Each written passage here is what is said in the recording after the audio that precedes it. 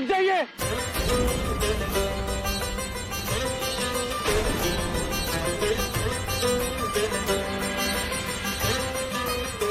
आप युवराज को रोकिए। युवराज, युवराज, युवराज, हमें जाना चाहिए। इनके परिवार की बात, हमें मंदिर भी जाना है ना।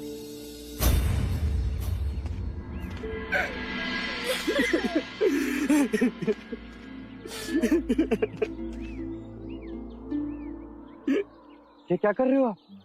एक गरीब मनुष्य कर भी क्या सकता है। मैं अपने अमृत पुत्र को नदी में बहा रहा हूँ। पर आपने तो इसे आरोग्य धाम भेजा।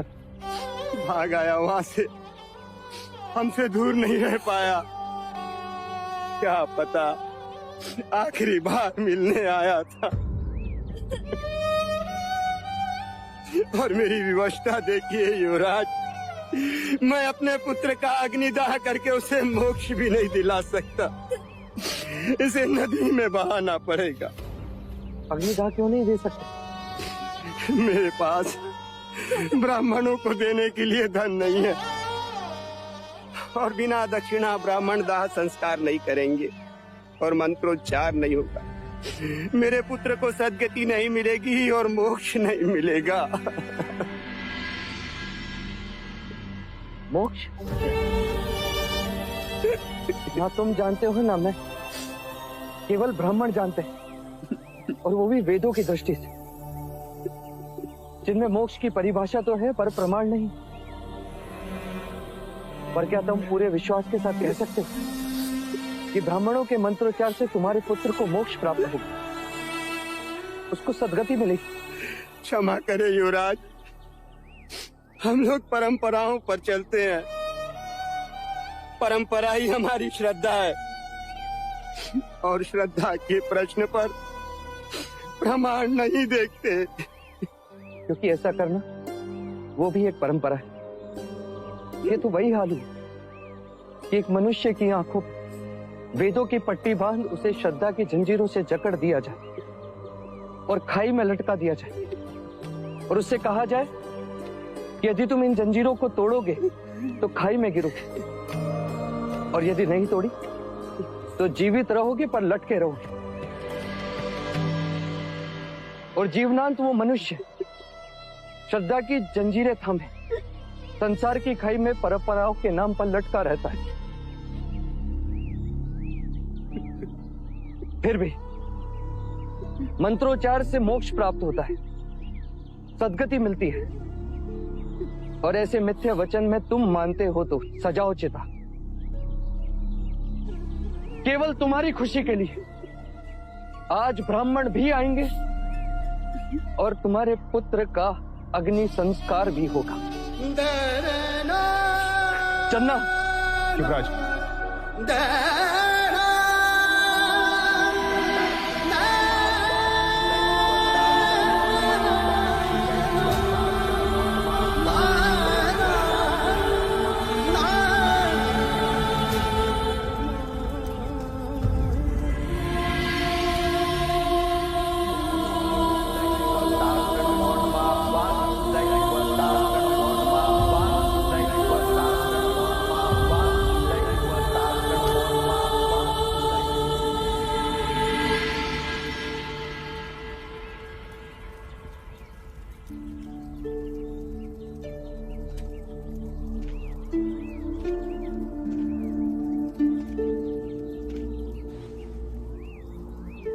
चिता राख हो गई। दारुण के पिता भी अस्थियां विसर्जन को ले गए। कब तक बैठे रहेंगे आप यहाँ?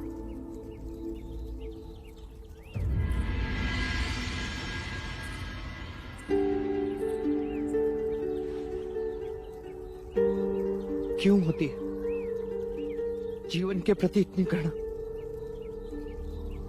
क्यों उठते हैं प्रश्न? यदि जन्म से मृत्यु की ओर दौड़ना है तो जन्म ही क्यों लेते हैं?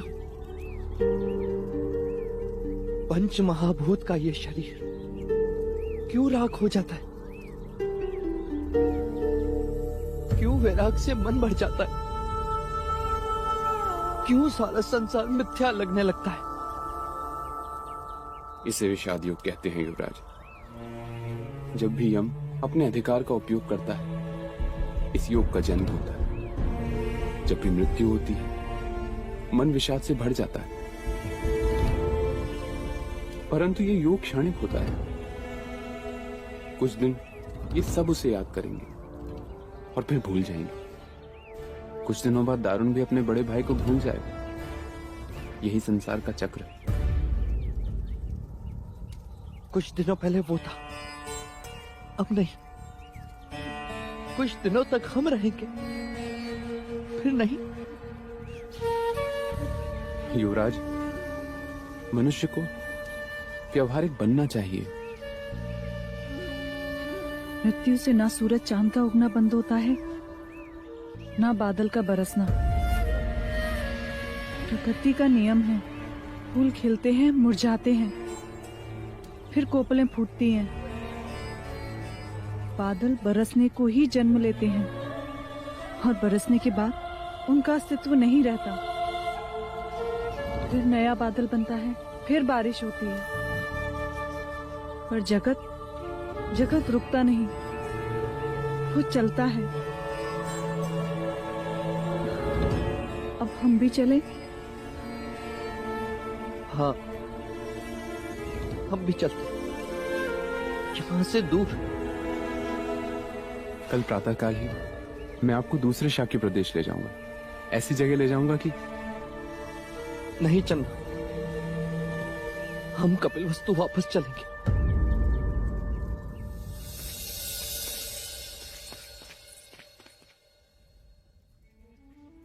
इसके सिवा सारे वस्त्र बांध दो। जी।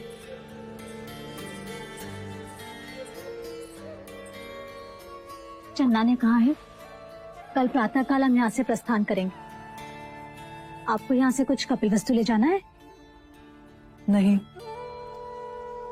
मुझे यहाँ की कोई स्मृति नहीं चाहिए जिसे मैं अपने साथ ले जाऊं।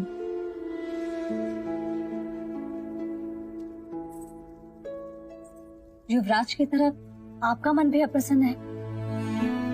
एक सुझाव दूं, युवराज को ये शुभ समाचार दे ही दीजिए, फिर देखिए कैसे उदासी दूर हो जाती है। रात में भी दिन निकल आएगा। नहीं लोशिका, इस समय वो जीवन के आनंद का नहीं, जीवन के दुख का अनुभव कर रहे हैं। इस समय उन्हें ये समाचार दूंगी तो उनके चेहरे पर वो आनंद न होगा जो मैं अपनी संतान के लिए देखना चाहती हूँ।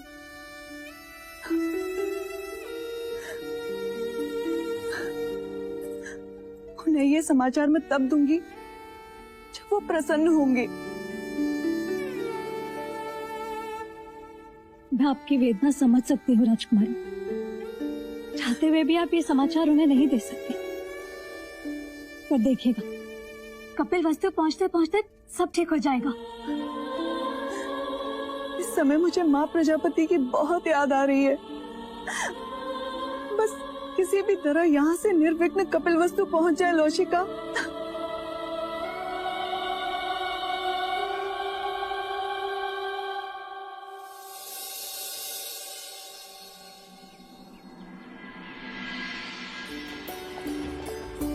देखो इन शिखरों, इन वृक्षों को, क्या सोचते होंगे? क्या कुछ नहीं देखा होगा गोपाइनों? फिर भी ये इतना शांत कैसे रहते होंगे? और हम मनुष्य?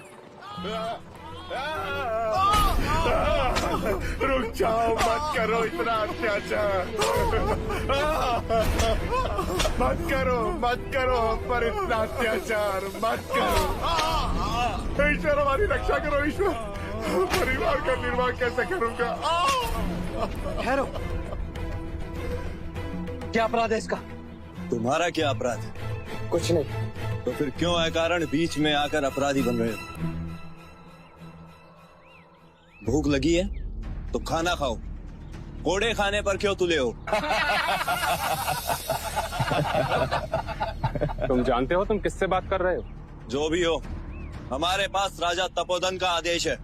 ये शाक्य गणराज्य के महाराज शुद्धोधन के पुत्र युवराज सिद्धार्थ हैं। क्षमा युवराज। कहो क्या है ये सब? क्षमा करें युवराज, राजा तपोधन का आदेश है कि सारे व्यापारियों से कर वसूला जाए। युवराज, वो कर तो ये हमसे पहले ही ले जा चुके हैं। ये अतिरिक्त कर है। युद्ध के कारण राजकोष को भारी क्षति पहुंची है। बंद करो ये अतिरिक्त कर लेना। किसानों से लगान लेते हो, व्यापारियों से कर लेते हो, गरीबों से उनकी रोटी छीनते हो। जब प्रजा ही नहीं रहेगी तो राज किस पर करोगे? कह देना राजा तपोधन से कि युवराज ने विनती की है, ना माने तो आदेश भी मिल जाएगा। उठाकर रखो ये बोरिया जहां से उठाई थी। युवराज सिद्धार्थ की, युवराज सिद्धार्थ की, युवराज सिद्धार्थ की, युवराज सिद्धार्थ की, युवराज सिद्धार्थ की, युवराज सिद्धार्थ की, युवराज सिद्धार्थ की, युवराज सिद्धार्थ की, युवराज सिद्धार्थ की, युवराज सिद्धार्थ की, युवराज सिद्धार्थ की, युवराज सिद्धार्थ की, युवराज सिद्धार्थ की। क्या ढूंढ रहे हो युवराज? महादेवी प्रजापति को? ना, माँ को। महादेवी प्रजापति तो महाराज के साथ गई हैं। और महाराज कहाँ गए? महादेवी के साथ। और वो दोनों कहाँ गए? एक दूसरे के साथ। लो, जो सामने है उनका तो मान नहीं, और जो ना दिखे उनकी पूछताछ। क्षमा करें काकी माँ, पर कोई बात नहीं पूछी। पर तुम अचानक लौट क्यों आए? तुम्हें तो पूरे शाक्य गणराज्य का भ्रमण करना था। हाँ काकी, वहाँ मन अप्रसन्न रहता था और आप सबकी याद भी आती थी, इसीलिए हम लौट आए।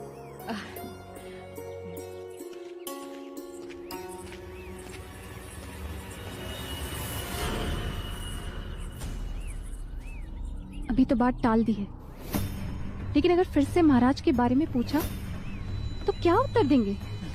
वही करेंगे जो अभी किया। क्या? अभिनय।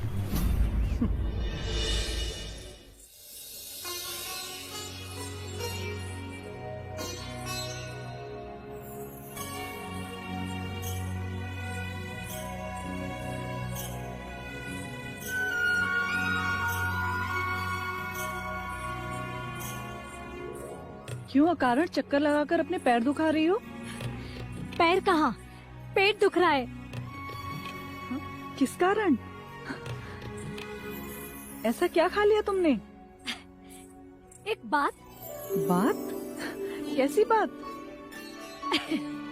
वही जो आपके पेट में है। इतनी बड़ी खुशी की बात आप अपने उदर में कैसे छुपा सकती हैं राजकुमारी? मेरा तो मन कर रहा है कि मैं थाली बजा बजा कर पूरा महल घुमाऊं, गगन ढोल बजाऊं जिसे सारा नगर जान जाए, और महाराज और महादेवी जहाँ कहीं भी हो हवा पे सवार होकर आपके पास चले आए। बोलिए, बता दूं? क्या बताना चाहती हो लौशिका?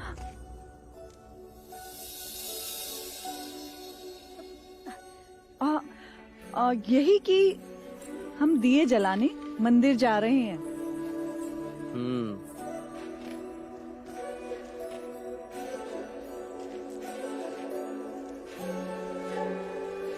तीन दिए? ये किस लिए गोपा? पहला, हम यहाँ से सब सकुशल पहुँच जाएं, इसलिए। और दूसरा दीपक, हम वहाँ से सकुशल लौट आए इसीलिए। और ये तीसरा दीपक?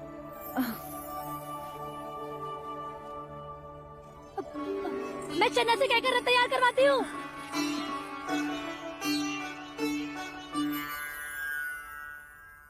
तुमने बताया नहीं गोपा, ये तीसरा दीपक किस लिए? आप बताओ तो मानू।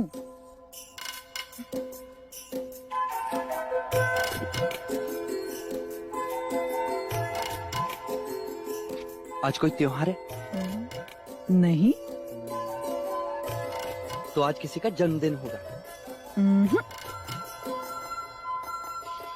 मेरे लिए? नहीं। तुम्हारे लिए? मेरे मन की शांति के लिए? नहीं। तुम्हारी बाली खो गई थी जो तुम्हें मिल गई, इसीलिए? तो फिर किस लिए गोपा? ये दीपक स्वयं दीपक के लिए। स्वयं दीपक के लिए? हाँ, उस दीपक की जो पूरे राजमहल में सबकी आंखों में, सबके मन में उजाला ही उजाला कर देगा। क्या? किसकी बात कर रही हो गोपा? उसकी, जिस दीपक को सारा परिवार कुल दीपक कहेगा। क्या कहा? क्या कहा गोपा तुमने? अर्थात जो मैं सोच रहा हूँ सत्य है गोपा? वो सत्य है? हाँ। अर्थात एक छोटी बांसुरी बनवानी पड़ेगी, एक छोटा कटिबंध लाना होगा। हाँ। झुंझुने वाला। उसके छोटे छोटे चरणों के पीछे दौड़ना पड़ेगा, जो महाराज की दाढ़ी खींचेगा और महाराज कुछ नहीं कर पाएंगे। जो माँ की गोद में सोएगा और माँ उसे लोरियां गाकर सुनाएगी। आह गोपा, गोपा, गोपा, गोपा, इस सृष्टि का आनंद सच कितना अवर्णनीय है। सच गोपा, जिसके केवल समाचार मन को उजाले से भर दिया, जब वो स्वयं आएगा तब क्या होगा गोपा? क्या हमारी आंखें उस उजाले को सह पाएंगी? हाँ, वो स्वयं हमारी आंखों का तारा होगा। अरे महाराजा और महारानी को जब ये खुशी की बात पता चलेगी तो क्या होगा गोपा? चलो हम ये खुशी की बात उनको बताते हैं। पर वो है कहाँ? वो तो, पर मैं उन्हें ढूंढ लूंगा। कैसे? वो तो महाराज की आज्ञा थी, इसीलिए मैंने कुछ पूछा नहीं। लेकिन मैं जानता हूँ गोपा, उनकी अनुपस्थिति का कारण मंजली काकी और मंजले काको को अवश्य पता होगा। मैं अभी पूछ कर आता हूँ। और मैं कह देता हूँ गोपा, सबसे पहले ये खुशी का समाचार हम माँ को सुनाएंगे। माँ बहुत खुश होगी, बहुत खुश होगी माँ।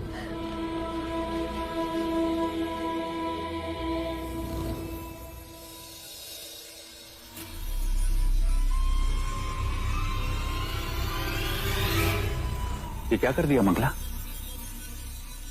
क्या हुआ? पैरों के नुपुर को शीश का आभूषण बना दिया।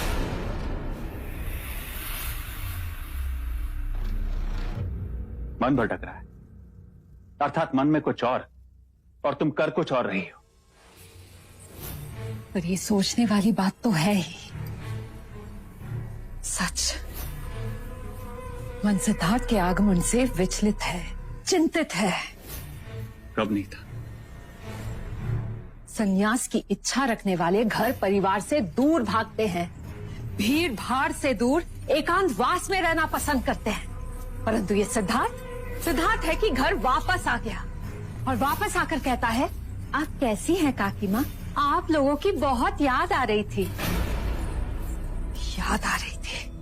अब तो जब जब उसके मुंह से काकी माँ सुनती हूँ, ऐसा लगता है कि जैसे स्वयं दुर्भाग्य बोल रहा हो। काकी माँ,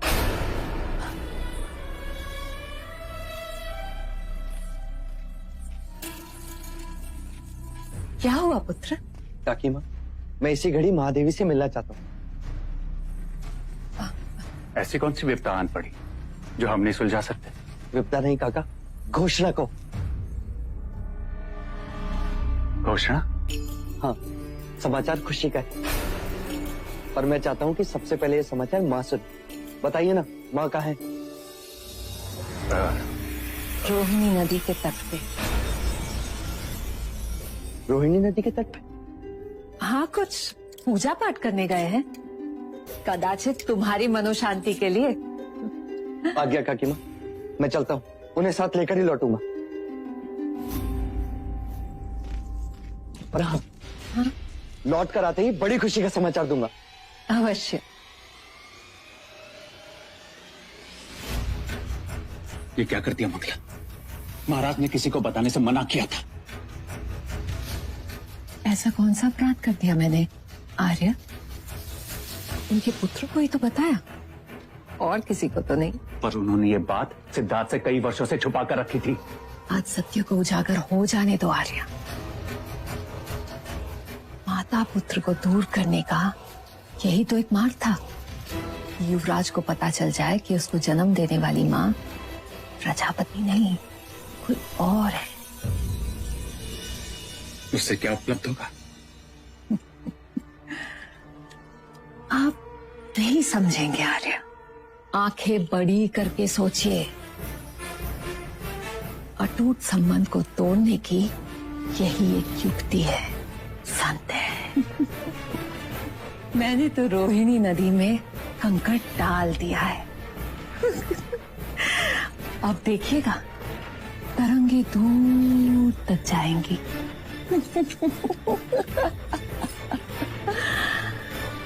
कभी कभी मंगला कमाल कर जाती है ना आर्य?